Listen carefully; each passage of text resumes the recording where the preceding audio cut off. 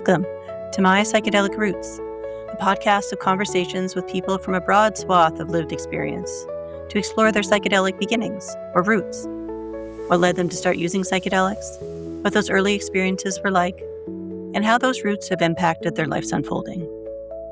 My name is Amy Bartlett, and it is my hope that these stories, generously shared by my guests, offer perspective and insight into the lived reality of psychedelic experiencing. Please feel welcome to subscribe to follow the conversations, and you are always invited to share this episode with others if you feel inspired. And so, as always, whoever, wherever, or whenever you are, welcome. I'm glad you're here. In this episode, I got to sit down with Ona Praderas, a friend, mother, and student at the Toronto Art Therapy Institute. She currently works as an embodiment wellness coach, an administrator at a ketamine clinic, and facilitator at ACER Integration, as well as serving as a board member of the Psychedelic Puppet Show. Reflecting her eclectic interests, she has also co-led synthesis retreats, guiding participants through transformative experiences, and holds safe spaces for mothers to reclaim their bodies, pleasure, and power, and to reconnect with their creativity and inner wisdom. Ona has a unique and abundant set of skills and experiences she brings to her life and work, and to our conversation together. In it, Ona describes her early childhood moving from Spain to Mexico and finding comfort in the different languages and cultures in which she was immersed. She talks about how art and creativity helped her feel grounded and connected through her unfolding. And after some recreational experiences, she walked us through her first supported experience with friends at a retreat in Oaxaca, Mexico. Ona also shares about the role that art and expression can play in psychedelic meaning-making, and her own experiences of healing and transformation with creativity. It was a pleasure wending our way through her story, and I learned a lot about her passion and her experience with expression, embodiment, connection, and healing. A joy to explore. And so, let's hear more about Ona's psychedelic roots. Ona, welcome. Hello, Amy. Thank you for having me. It's great to have you here on this sunny morning. Finally. So tell me, what do you think it's important that people know about your background and life today before we move into conversation together? Yeah, sure. So I'm currently an art therapy student at the Toronto Art Therapy Institute, becoming an art therapist. But previously, I'm very focused on like wellness coaching, somatic kind of processing. I've studied Gestalt Therapy before.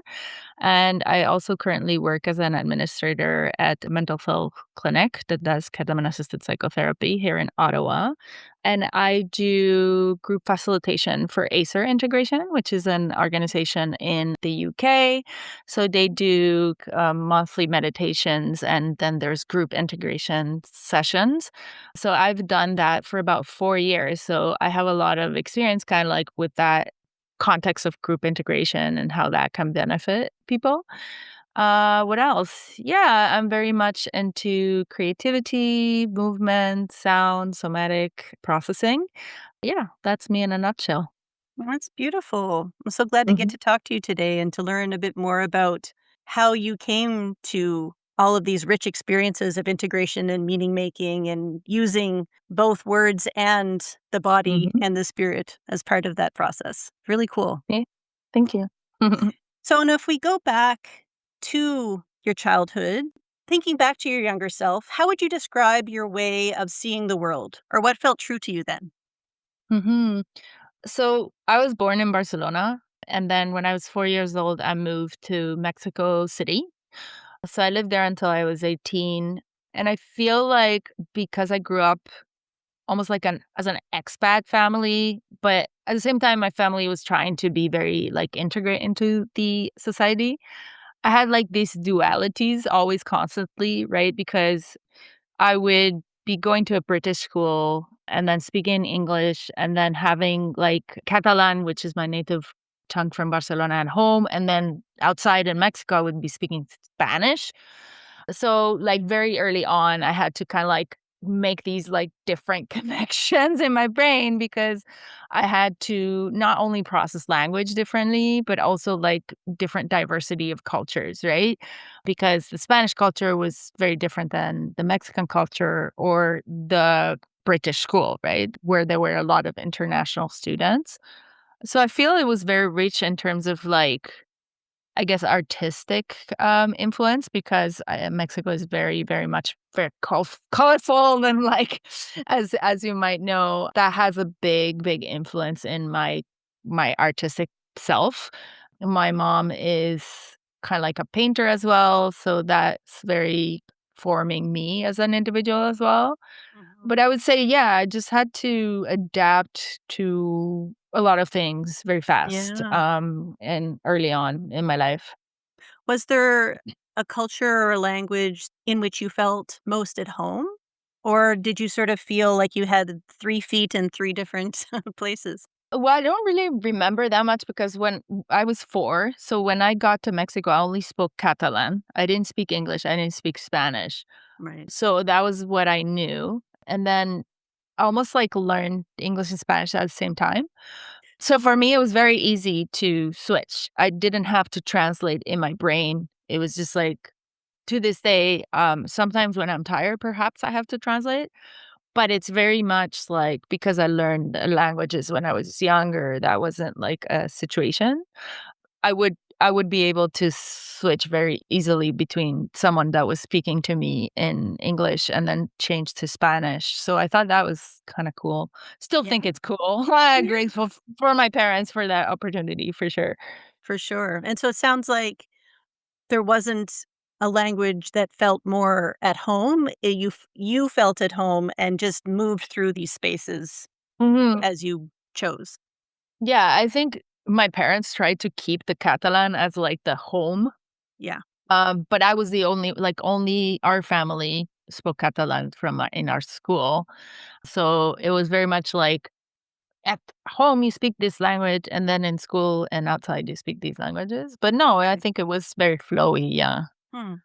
What brought you joy as a child? How did you enjoy your time or your body or the space or others? Role playing. Oh, I was very much into costumes and drawing and painting. I was always into it. I guess my mom's influence. I like to kind of be a bit of a disaster, like, I like to do things mess with my brothers, playing that he was more chill. But, yeah, I liked to swim and play in nature quite a bit. I remember that was, like, thing once I started to learn how to swim, I was just in the water all the time. It's part of my growing up. mm, Yeah, just the outdoors because I grew up in Mexico, right? So it's sunny all the time. that's lovely. Mm. Did you feel safe as a child?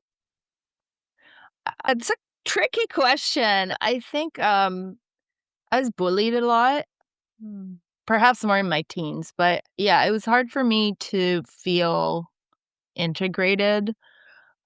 I don't know why that was. I just think maybe, bullying happened. And then I just felt like my mother was very overpowering and very perfectionist. So I guess I did feel safe, but I was scared to do certain things because there was an expectation all the time, that I had to be this person, right? Because I also was like the only girl in the family. All my other cousins are boys. So it's like, oh, this princess girl has to be a certain way. So I feel like very early on, I had to be very performative. Like my parents would run parties and I'd have to wear the dress and provide the flowers. And I think that translates now into my personality for sure of being performative.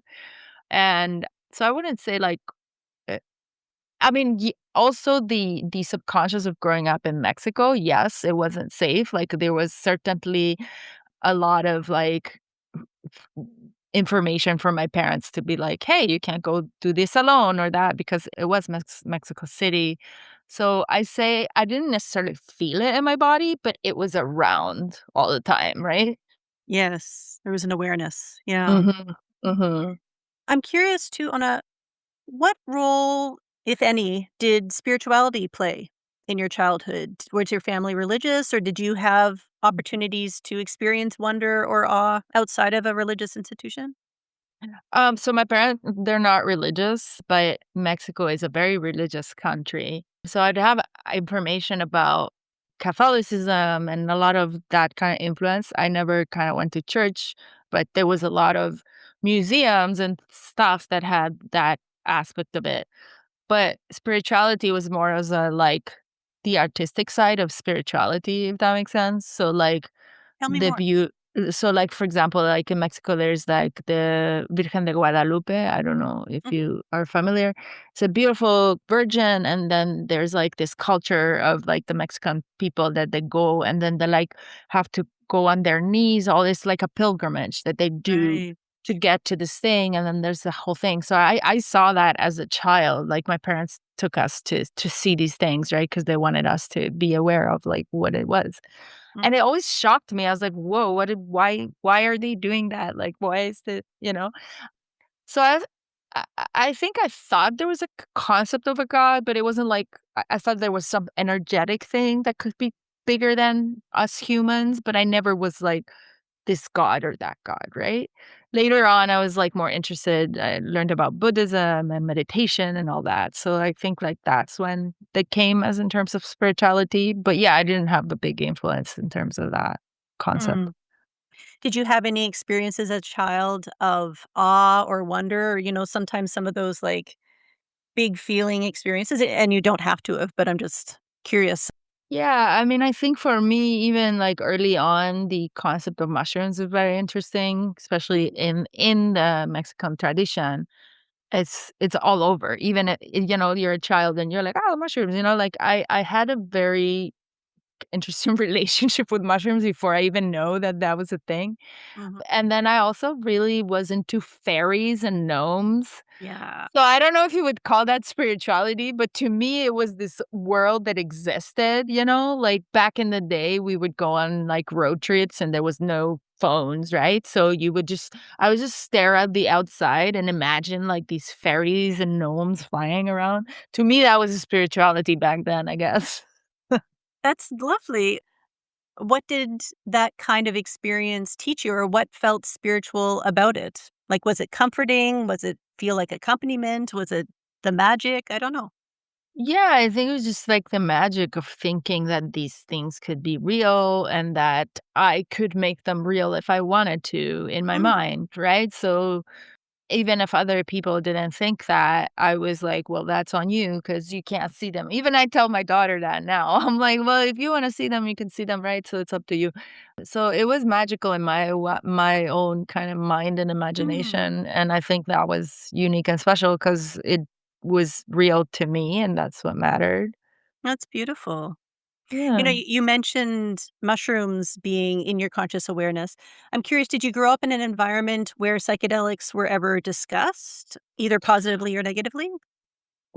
I think my parents were naive. They didn't really know. Even like when I, was obviously like we can go more deeper into this later, but I had access to them too early in my in Ah. my opinion because I grew up in Mexico. So I started having access to them like around 14, 16 years old without my parents kind of knowing. So Mexico is very much a place where this is in the environment, but at home it wasn't a thing that was talked about, nor negative nor positive. I think they were very much about against like smoking tobacco and something like that. Hmm. But I never really had like my parents say like you shouldn't do this, it's bad for you. I just think they didn't really know that that was They happening. didn't know that that was in the yeah. Yeah, I actually told them one day I, like, came out of the closet, and they were like, "What do you mean?" And I was like, "Yeah, well, that time." They're like, "Oh my god, I didn't know." Can we maybe talk a little bit about how mushrooms came into consciousness and how you had those first experiences? Yeah, I mean, mushrooms in general, just I like mushrooms as a, like, artistic thing, Mm. and Mexico has a lot of, like, native art with, like, mushrooms in it, so I think that's how it started to influence me. And then my first actual experience with, like, altered states and mushrooms was in a shamanic kinda, like, trip. that I went with some friends. I think I was about 17 or 18 and had done previously other psychedelics like, LSD or like marijuana, recreational. Like we were super artistic and we'd be like, let's do, whatever. I was a raver. And then but for mushrooms, actually, we had taken them for festival settings, but it always felt like strange in a festival setting for some reason. But this particular time that I remember, we went on a journey to the mountains of Oaxaca, a bunch of us, and it was more offered in a ceremonial way with like the saging before and after. And it was like deeper, more closer to like what you would say now, like healing purposes. Right. Um, Do you mind if I ask some questions about, like, yeah. how did you find this place to go? Was it your friends who knew about it, or yeah? Yeah, so my friends knew about it. It was a very popular place and everyone knew about it. And my parents let me go. I guess they didn't know that was what was gonna happen. And so I was in a safe environment with like some good friends. Mhm. And then it was a great experience, to be honest, because it was like the first time I actually felt like the two emotions, like the sadness and happiness at the same time. I was like, oh, this is crazy. Yeah. And then I was in nature and I remember vividly there was a question that I had asked, like, am I in the right path or something? Because I was gonna choose what college I was gonna go to. And like this ladybug came flying to my hand. And I just stared at the ladybug. I was like at the most, like everything was slowing down. I don't know. It was like so beautiful. And then I had this sense of like, regardless, it will be okay. Yes. And then actually, right after that, one of the people that had also taken was in like a challenging experience. Mhm. And then I think I was helping, and then some other people came to help. So that's when I learned, like, oh, I guess this is what facilitation is. I didn't have to do it, but I did it. But yeah, so it taught me also to respect it, right? Because this particular person was doing a lot of other kinda alternative drugs at the same time, Right. and that's when I was like, "Well, this Hmm. needs to be respected." So it was Hmm. beautiful, and I remember the saging before was like, "Oh, whatever," and then the day after they did the saging, traditional sage again, and then it felt like my entire body was vibrating, which was like, Yeah. "Whoa," it was crazy. Yeah. So you mentioned the saging as you went in. Mhm. How did you prepare for that ceremony compared to how you would use psychedelics beforehand? Yeah, so before it was very much like, "Oh, we're going to a rave or we're gonna have some artistic," and you just, like, do it. But this was very much like everyone had their own kinda it was beautiful because you went how you chose the actual mushroom was actually in this little house. It was a family. It was a grandma that did, like, that you would choose it. They went to their kitchen, and they had, like, all these mushrooms with, like, leaves, and the grandma's like, "You have to choose your family. This is the one that will give you the message," or whatever. It was so surreal. So we would Wow. choose ours, and it was actually not dry mushroom, it's, like, wet the fresh The ones. fresh. How did you choose yours?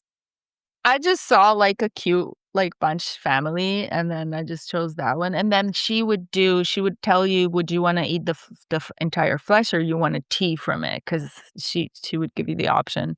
So, I did, like, half-half, which the tea to this day, I don't even know what was in it, but it was the most delicious tea I ever tried in my life. Wow.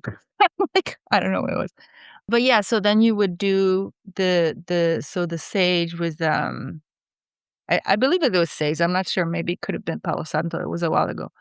And then they would do that, and then you would go with your family of mushrooms through the woods, walking in silence until you arrived to, like, the space that was gonna be the space where you were gonna journey. That And place look like? it was the most beautiful valley you've ever seen, like, it was Mhm. just, like, really beautiful and sunny, and there was shades parts shady that you could Mm. go. It was a long time. I don't even have photos, but I remember it vividly, and then I remember when then sunset came, so it's like a magical like, it was like the experience you wanna have in that it could have gone bad, I don't know, we were young, but it went well for me. I'm curious, how many people were in that group setting with you? We were 8 or 10, Okay. something like that. It wasn't super huge. Mhm. And do you remember, was the come up for you different than other experiences that you'd had, or was it Oh, pretty familiar? yeah, because I had always done it mostly in a rave setting, right? So when the comic came, it was like so very much, now that I know that I'm pretty sensitive to stuff or like highly sensitive to sounds and music, it was much more gentler because it was in nature, Mhm. right? And then after the entire experience, we actually went and drove to the beach the 2 days after for like the integration of it. So I was like, this is the best journey anyone can do, right? Because you have the mountains, freshness, then the beach, and the food was amazing. So yeah, it was great. Did So the come up was much gentler Mhm, than you've normally experienced. Did that change what you experienced? So you mentioned sadness and happiness sort of sitting together. mhm, mhm. Was that the first time you've experienced something like that, or were there other things that were new or different or surprising about that journey compared to others? Well, yeah, because I think previously it was very much about like the recreation music kind of experience. So it wasn't it wasn't within my own self, right? It was more of like, hey, I'm hanging out with friends and having a good time. So they're completely different. Like as you know, as you might imagine, they are very different experiences. So I think that that's when I learned that, especially with mushrooms, I was like always gonna do it in a more intentional way, not just like, oh, let's take mushrooms on a Friday night, you know. What did you learn about mushrooms in that experience? Definitely that like they have a different kind of energetic aliveness than other compounds that are potentially, like, more chemical. Not that the chemical compounds are not also have that reaction, but yeah, it just felt like they had more soul. I don't know if that makes sense. Yeah. Yeah, yeah. I'm curious because you were in a group, Mhm, sometimes, even though it's an internal experience, it can be very relational or shared. You mentioned the friend who was having a bad trip in your introduction to facilitation. yeah, Were there other ways that that group setting mhm. impacted you or your experience? Yeah, I think some of them, like, were very, concerned about this other person, but then the shaman came and helped with that person, so it was fine. But I think it was overall, a lot of us, it was not, like, some of them were experienced in this kind of experience, so it was helpful. Mm. If I was feeling scared at some point, it was very much chill and good vibes. So, yeah, it wasn't like, we were just, like, laughing, and I don't remember having a lot of conversations Mhm. that time, but yeah, it felt safe. It was with the right people for sure. Yeah.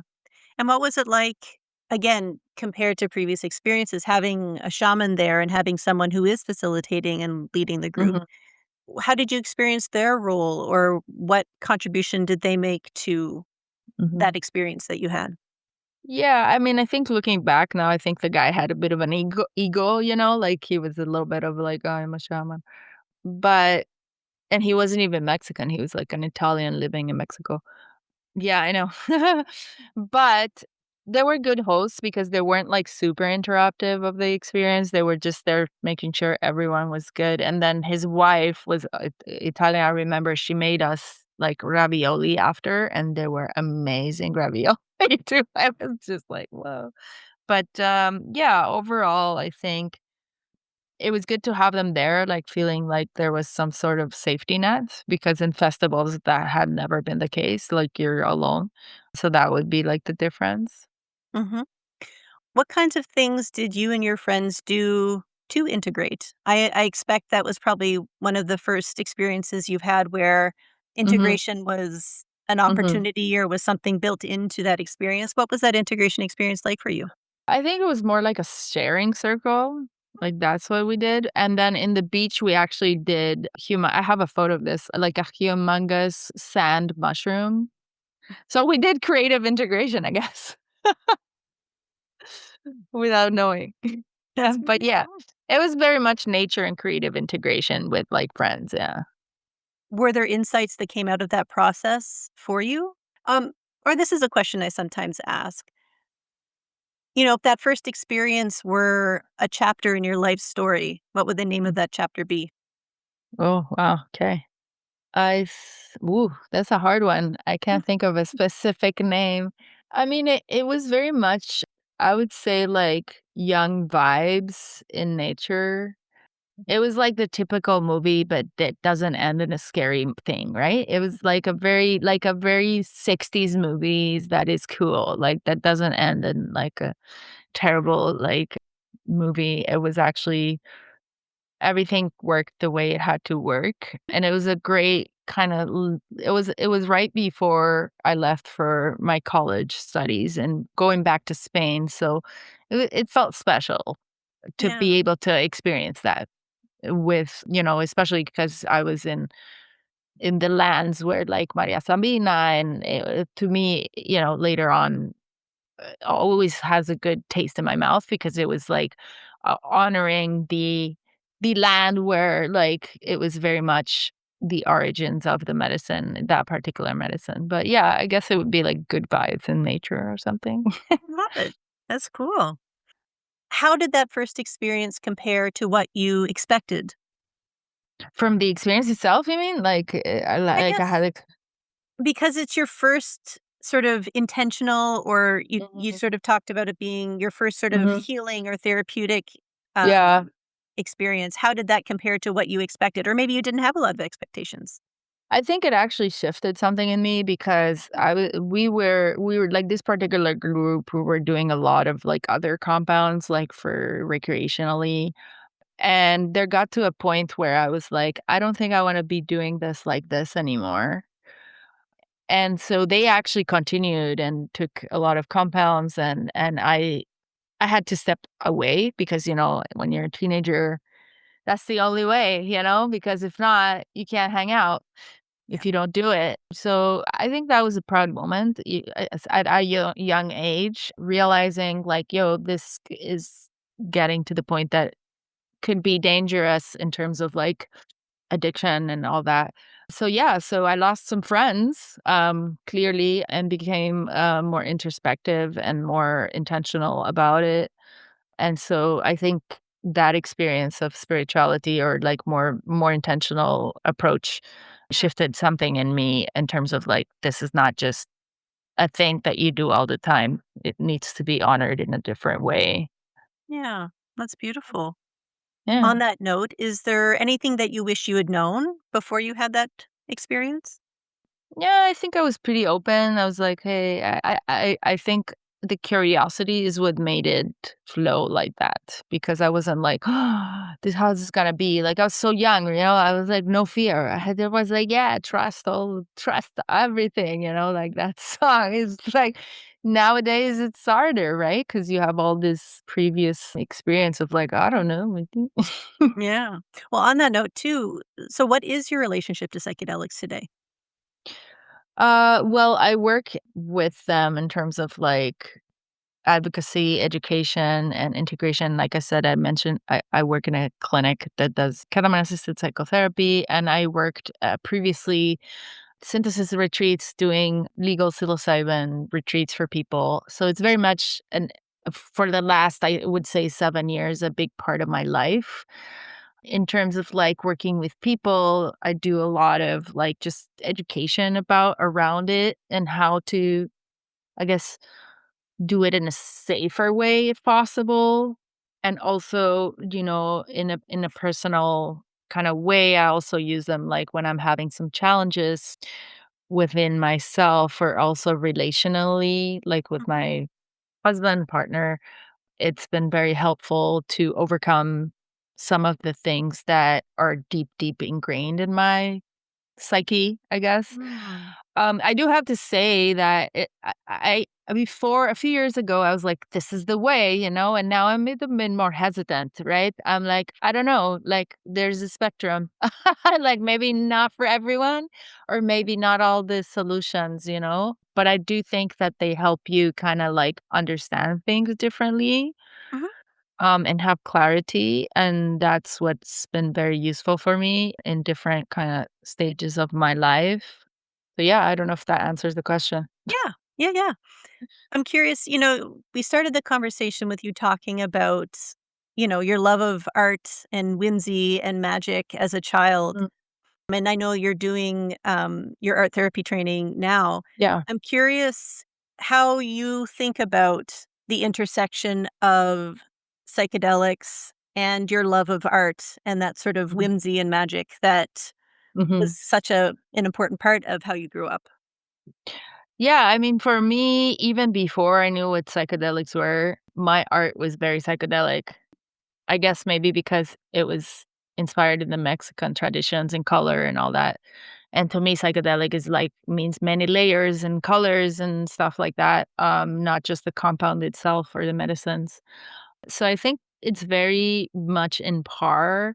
And to me, it's not just like art or drawing or creating. It's also about like the personification of yourself, like the festival, the getting dressed, like alternative clothing or like how you look or makeup. So I think that now that I am doing like art therapy, like studies, I can see how someone could get there just with creativity, right? Like Mm, someone might not need to take something to get there. Like they've been exercises that I've been doing during my training that have gotten me to the place that a psychedelic has as mm, well, right? So I was like, wow, maybe it was because I have taken psychedelics. I don't know. Could be. But I have seen other people that haven't taken psychedelics and have gotten to those spaces with creativity. So it is as powerful in the psyche as a psychedelic would be. So mhm. What advice would you give to someone who might be interested in bringing more art mhm. into a therapeutic or healing context, whether with psychedelics or otherwise? Mhm. Well, first of all, I think there is still so much stigma as in like you have to be an artist to create. Which is not at all the case, and this is the continuous education, right? Like, if you cook, you're being artistic and creative. If you write, if you get dressed in the morning, whatever it is, that's creativity. So that's why, like, for example, like, when I was experiencing postpartum depression or when I experienced, like, seasons of depression, I don't wanna do any of those things because it's depletion versus expansion, and creativity is expansion. So music or even like dancing or listening to something in there that you like a song, right? So when people or folks want to introduce kind of this concept into their therapeutic practices, they can just destigmatize the fact that you need to be an artist, right? Like a coloring book would be ideal. Like that's great for someone that is experienced like anxiety or an anxious moment, right? Like I'll have in the clinic we work at, there's like fidgety toys that people can touch while they're like doing their talk therapy, if that's what the therapist is doing. And that's creativity in itself, just like trying to do things in a different way. That's kind of like what I think would be ideal if someone wants to introduce that. Or even just collage. Collage is so great because you don't have to do anything in terms of drawing, right? You can just be like, oh, I like this image, just stick it together, and now you have a beautiful creation, right? Yeah, I love that advice. Or taking away the labels of artist and focusing on the art, you know? Mm, I love mhm. that. Yeah. Well, that's really cool. This has been such a great conversation, Ona, and I've learned so much Mm. about you and about what you're learning and practicing. It's really been interesting. Is there any final words of wisdom or any final closing remarks that you'd like to share as we wrap up the conversation today?